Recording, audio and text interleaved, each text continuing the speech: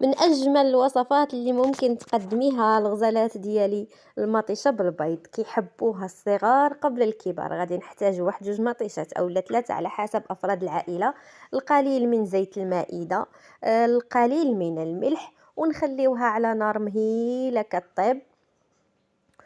ومن بعد كنتكيوها هكا بشي فرشيطه كيف ما كتلاحظوا في الصوره.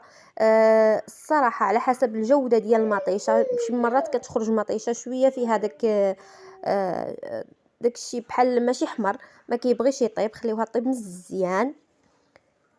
ما كنضيفوا في هذه المرحله لا عطريه ولا حتى حاجه، كنضيفوا القليل من المرتديلا والبيض على حسب افراد العائله. كيف ما قلت لكم انا هنا اكتفيت فقط بثلاثه ديال البيضات، وزدت لها الفرماج من الفوق، وكتجي خطيره الغزالات ديالي. نتمنى انكم تجربوها وتردوا عليا